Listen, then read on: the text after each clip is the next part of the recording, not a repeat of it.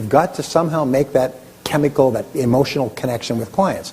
And so I know many people who say, I'm only going to work within 50 miles of my home. I'm only going to work with people that I can work with face to face. Now, as it happens, there are 20,000 businesses in America per million population. So we have 300 million people in America now, or slightly more, times 20,000 is what's that? 12 million businesses? Actually, it's about 12 million businesses that actually report to the income tax department, which means they have staff. That means there's 12 million people. There's 20,000 businesses within a million people. In southern Florida, there's probably several hundred thousand businesses that could be your client. You don't have to travel all over the world to find clients. In fact, if you can't find clients here, traveling all over the world may not be a good idea. The fourth P is promotion. And promotion is how you sell, how you market, how you advertise, how you get the goods out of the woods. Now here's an interesting point. If you are selling your services to show people how to attract leads, is to market to bring in people who are interested in buying, if you can't do it yourself, something's pretty wrong here. So we need to become really, really good at lead generation for ourselves, and we want to become really, really good at lead generation for our clients. Is that true? Say yes. So on a scale of 1 to 10, keep grading yourself. How good are you? How good is your product or service relative to your competitors? How good are your prices? Are your prices correct? And always be open to the possibility that you may be wrong. Are you selling in the right place, and do you have the right promotion? And of course, this is advertising, and this is sales, and this is follow-up, and there's all the different things that you do to actually translate a prospect into a customer. Now, the next P's are things that I've added on, and the first is called packaging. And this is where I wanted to talk about. Packaging is the look. Now, human beings are about 95% visual in their first impressions. Is what they see is what impacts them more than anything else. We say there's 22 times the nerves from the eye to the brain is from the ear to the brain. So what people see has 22 times the impact of what they hear. And what counts with regard to packaging? Everything counts. Everything counts. Every single part of your visual appearance counts. And I am so disappointed. I see people who are bright and smart and intelligent and well-educated and ambitious and desirous and so on and so forth, and they go in front of a client and they look like they fell off a watermelon truck and were beaten up before they came into the office. And they think, well, it's okay because I'm selling my intelligence and my creativity and everything else. But human beings are hit by your visual appearance like a wave. Wham! It hits them so hard that in 4 seconds they decide whether to use your services. Within 30 seconds, they've finalized their opinion of you, and from then on, they're just going through formalities. And I've worked with countless people, and by the way, I won't go into this because I can always tell the highest paid people in any room. You. I know exactly who they are because of the way they look. Why? It's because human beings make a lot of decisions based on superficialities, not based on your talent or skill. They don't even get that far. They just make a decision based on superficiality. So one of the things that I recommend that you do is go out and buy a book or two on Dress for Success in Business. There's some of the best books based on the best research on how to make the greatest and the best impression, the proper colors, the proper grooming, the proper everything that you can get, and with some modifications in your appearance, dramatically increase your perceived credibility, your verisimilitude. And it's really important that you do that because what counts? What counts? Everything counts. Everything counts because you're asking a person to give you money in exchange for what? You're asking a person to give you money in exchange for promises. You say, you give me, I'll give you some promises that this copy will be good and will work, or that my services will be good. And you give me some money that I can go and spend right now. I'd like some money up front. I'd like some money as we go along. In other words, you're asking a person to take a big risk. And people have been burnt over and over again. So your job is not to give them any reason not to believe you, trust you, to have to perceive you as credible. Are you with me so far? It's really, really important. Okay. Oh, damn, I love this stuff. Okay. The next is positioning. And positioning is the way that you are thought about and described by your customers.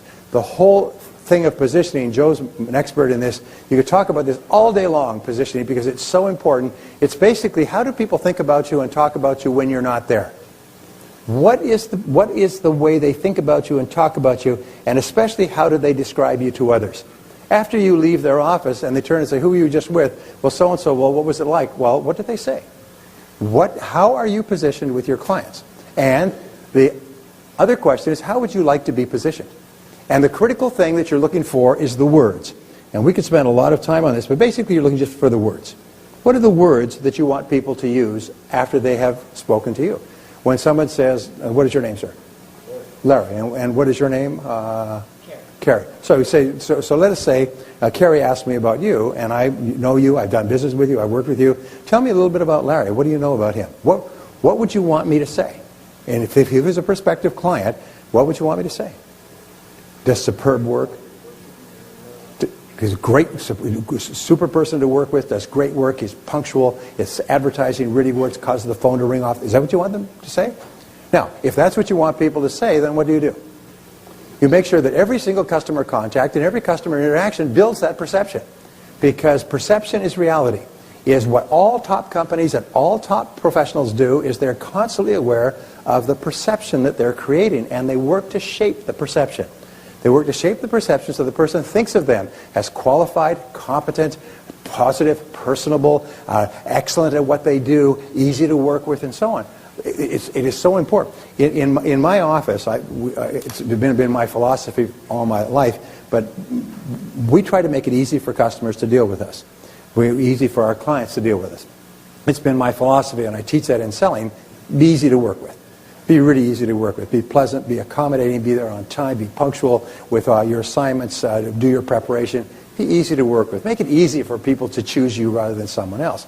And so the very best compliment that I ever get is people say, working with your office is the easiest that we've done in the world market. I speak with people all over the world, and they say, working with your office is so easy. Your people are so good. They're so punctual. They're so pleasant. They're so polite. They get back to you immediately. And I think, I go back and I thank my staff, because that's the perception I want people to have. And it's amazing. I did 29 talks for IBM. And about halfway through this series of talks, which lasts for about 3 years, I said, I really appreciate your hiring me, because it's wonderful. They pay well, wonderful group of people to work with. I said, well, why do you choose me? There's lots of great speakers out there. He said, you're the easiest person to deal with. He said, you're always accommodating, you're always on time, you're always prepared. Once we make an arrangement with you, we never have to think about it again. If you have any questions, your staff takes care of everything. Everything's always delivered on time.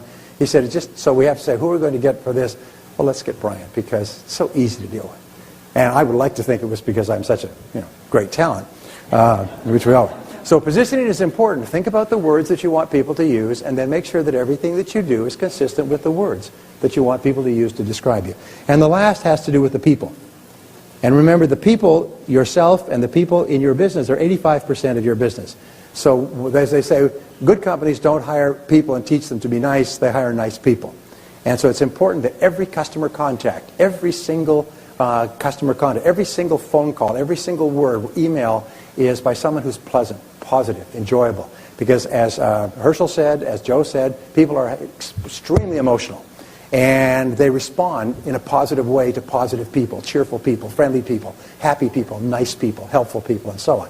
And it's amazing. Some of the most talented people out there don't get a chance to use their talents because they're aggravating people. You know the old saying, when you first meet them, you don't like them, but after you get to know them, you hate their guts? Well, they're like that. Okay, here's the last one, and then I've got a couple of things I have to show you, but it has to do with customer service, and this is really the importance. We say the purpose of a business is to create and keep a customer. So what is the critical determinant of creating and keeping customers? In other words, what is the sole aim and the central core aim of any business? And the answer is customer satisfaction. It's customer satisfaction. This is the sole aim. Customer satisfaction. And how do you measure customer satisfaction? This is the key measure of your success, and the answer is repeat business. Now, we could talk about this all day long, but as I said, I know you're some of the smartest people in the West, so you can take this quickly, but repeat business is the key. Repeat business is where customers tell you that you have satisfied them. Sometimes I say, what is the most important sale in working with a client or a customer? What's the most important sale? And they'll say the first sale. I say, no, because you can get the first sale by personality, by promises, by deception, by discounts. You can get the first sale in a variety of ways. The second sale is the most important. Why is that? Because the second sale is the customer's way of saying to you, you delivered on your promises. You did what you said you would do. Your product or service was the quality that you represented it to be when I made my first decision. So the second sale is the key. All success is dependent upon the second sale. All success is dependent upon the second sale. And so therefore, everything you do has to be aimed at the second sale. And this brings us to what I call the 4 levels of customer service to pumping up your profits. Number 1 is the first level, which used to be, by the way, the measure that people set as their standard, is to meet expectations. Hey, they would brag, we meet expectations. We meet customers' expectations X number of time, or 97% of the time. Today, because the competition is so fierce, meeting expectations merely enables you to survive one more customer. Survive to one more customer. Meeting is no longer enough to get ahead. It just keeps you. It's almost like a person treading water, keeps their nose just above the water. Just above the water level. You will never make any progress. You'll just survive. So the second level is to exceed expectations. And this is to do things that customers did not expect. It's just little things, just to exceed expectations. And there's all kinds of ways that you can exceed expectations. Sometimes the store owner will take the person to the door and open the door and say, thank you for coming, as opposed to ringing it up at the cash register and waving goodbye. Sometimes they carry it out to the car for them. What is it that Walmart does that they're so famous for? Greeters. The only company in the world that does greeters. And everybody says, oh, look at those old Walmart people. They don't know what they're doing. They don't know what they're doing? Biggest damn retail operation in the history of man on earth? Are you kidding? They know what they're doing. And so when people get older and they can't run around the stores, they just have them be greeters. And some of them just sit there and be greeters, say, welcome to Walmart, thanks for coming. Isn't that nice? I mean, it's a small thing, but it starts people off as they go shopping with kind of a happy glow. Somebody said, thank you for coming, which never happens anywhere else. So exceeding expectations. The baker's dozen, you buy a dozen rolls, the baker puts in an extra one, just gives you a little benefit, a little something extra. So always be looking for ways where you can do something a little bit extra. Now the third is to delight your customers. And you delight your customers, that goes beyond exceeding expectations. You delight your customers by doing something that causes them to light up, that really connects with them emotionally. Like IBM, you know what they used to do? When a salesman made a great sale, they'd send a bouquet of roses with a gift certificate to a first-class restaurant home to the wife. And when the wife got home, there'd be a bouquet of roses and a gift certificate to a first-class restaurant, say, your husband made a great sale this week, and we the company, really appreciate you. What do you think impact that would have when you get home at night and your wife's sitting there with a dozen roses and a gift certificate to a great restaurant? I mean, would that kind of delight you? Would that make people motivated to go out there and kill for IBM? You bet your bippy. That's why IBM, by 1983, IBM had 80% of the world computer market. And just why? Because those people were so excited about selling for IBM, and customers were so excited about buying. I mean, they didn't even know why. But all right. Number four is you amaze your customers. You amaze your customers. And these areas of customer delight and customer amazement are areas that are basically based on your imagination. What can you do to amaze your customers? And it doesn't have to be a huge expense. It's something that connects with them emotionally. Sometimes it's a personal letter written in your own handwriting telling them what a pleasure it is to work with a person like you and how much you've learned from them and how much you've gained from your association with them. I mean, it's just something personal. Maybe it's a birthday card to their home. Maybe it's a present for one of their kids because they heard that one of their kids is doing something. Something that's not expensive. But you should always look at it, reinvesting about 5 or 10% of all of your revenues back into appreciating your clients, into delighting and amazing your clients. Put it back in, and my promise to you is that it will come back tenfold, 20-fold. So it's really important. Well, this brings us to the final point with regard to pumping up your profits. And we say in the final analysis, the key to business success is to get referrals, is to get repeat sales and to get referrals. Now, my friend Fred Reichhold at Bain & Company has done about 50 years of research into customer service. And what he's come up with is a concept which he calls the ultimate question. And it's based on years and years of research. He has installed it now into many of the biggest companies in the world, and it transforms the business completely. And the ultimate question, he says, after you've taken every customer survey and every analysis and every poll and every telephone call and everything else, is summarized in the ultimate question. And the ultimate question is this, is would you refer us to others? Would you refer me, refer or recommend me to others? He said it can all be summarized in the answer to this question. And what he does in the book, and you don't need to read the book because I'll give you the essence of it right here, is he asks them on a scale of 1 to 10, how comfortable would you be referring me to other people based on the way that I have taken care of you? And Joe was asking that 1 to 10 question a little bit earlier too with regard to speaking. So you have to ask this question. If you were to ask your clients, and most people don't want to know, if you were to ask your clients on a scale of 1 to 10, based on the way that I have worked with you, would you recommend me to others? Would you recommend? Because the very best business you'll ever get will be referral business. When you walk in with referral business, you piggybacking on the what of the person who sent you? The credibility. You walk in with all the credibility. You don't have to make proposals and make sales and talk and come back for week after week or month after month. They say, this is my person, you should use them. They walk in and they say, when can you start? Referrals, by the way, are 15 times easier to get than cold calls. They take 1/15 of the energy. 1/15 of the time and energy to make a sale to a referral, a positive referral, than to a cold call. So the critical organizing question for you for the rest of your career, and this is where everything that we do, product, place, promotion, packaging, positioning, people, specialize, differentiate, segment, concentrate, everything in business comes down to this essential question. Is, based on your experience with me, would you recommend me to others? On a scale of 1 to 10, how do you feel? And what they found in their years of surveys is that people who rate you 9 or 10 on this scale of 1 to 10 will be responsible for 85% of your future business. And that you could basically get rich by making sure that everything you do happens in such a way that people say, yes, I would willingly recommend you to others. I will take you to others. I will bring you to my friends. I will set up a lunch. I mean, people who are happy with your services will open every door for you, will assure that you sell more and more, better and better, higher and higher, at higher and higher prices, and that you eventually become rich. Is that a good goal? Say yes. Okay. So always ask this question. Have the courage to ask this question. And if they give you a grade anywhere below 9 or 10, then ask them, what would I have to do to get a 9 or 10 grade from you? And the most amazing thing is this. They say, well, if you just did this or did that or more of this or less of that, and you do it, you know what happens? Is they will then grade you at a 9 or a 10, and they'll open every door for you. They say customers will do a transformation if you ask them how you can improve, and then they tell you, and then you do it, and you tell them I did it. Because they will then say, aha, then they'll open doors for you. So very powerful. Is this a useful principle? Say yes. Okay.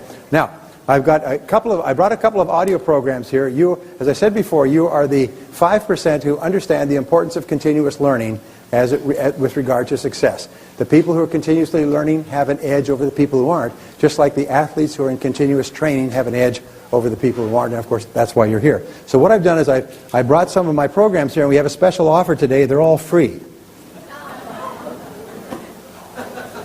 It's an IWA type of free. I'll explain what I mean in just a second. The first of these programs is called The Psychology of Achievement. The Psychology of Achievement is my best-selling audio program in the world. It's now in 23 languages in 38 countries. It's sold millions of sets. And what it does is it shows you how to transform your thinking from the inside out. It shows you how to raise your self-esteem and self-confidence, how to set goals in every part of your life, how to unlock your subconscious and superconscious mind. It explains the law of attraction in detail. It explains how to get along wonderfully with other people, how to release your subconscious brakes, which hold us back, and how to manage any kind of stress or problem. It shows you how to program your mind for success in 21 different ways. Does anybody listen to Psychology of Achievement, by the way? Is it a good program? Some people say it's the best program ever recorded in the audio medium, and who am I to argue? And so it comes like this. They all come like this, so they're very easy to carry, easy to listen to. They even come with a little guide in the back here so that you can actually go from session to session like you would go from song to song on a CD. It's beautiful stuff. Beautiful stuff. Now this is called the Universal Laws of Success and Achievement. This is a phenomenal program. It's got something like 153 laws that have been pulled out over the entire history of man, philosophy, religion, metaphysics, history, and so on. And they're the laws of life, the laws of success, the laws of achievement, the laws of relationships, the laws of health, the laws of time, the laws of leadership, the laws of entrepreneurship, the laws of money, the laws of good fortune. It's a phenomenal program. The Universal Laws of Success and Achievement. And they just only recently brought it out on CD because it was actually an 8 cassette, about 90 minutes per cassette. So